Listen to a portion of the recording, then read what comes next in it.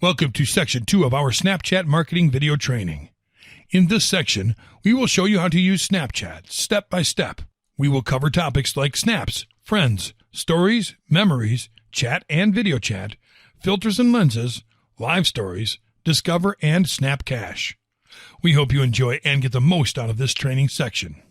Snaps. A snap is a cool way to share spontaneous moments with your followers. You can take a picture or a video and share it with your friends in real time. Snaps can be viewed for up to 10 seconds, depending on the amount of time you choose. Something cool about snaps is that if you miss a snap sent to you, you can always replay it. Snaps disappear from the screen once they are viewed, unless the user decides to keep it by taking a screenshot or record it with another camera. Snapchat opens up to the camera screen. To take a photo, tap on the capture button. To record a video, press and hold the capture button. If you take a photo or record a video, you'll have the same options to edit the snap.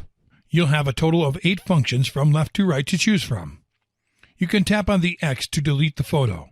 If you tap on the next right icon, you'll find what are known as emoji stickers to use on your snap.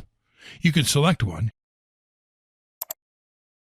increase its size or rotate it by using your fingers.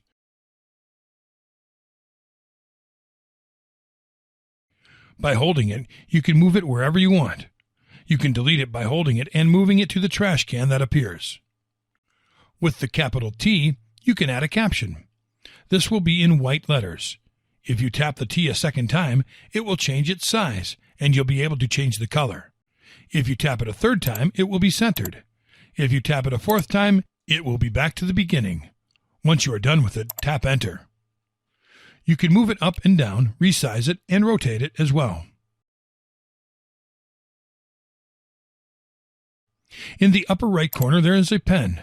With this option, you can write on the screen. It will be a lot easier if you do it with a touch screen pen. You can also choose the color of the pen.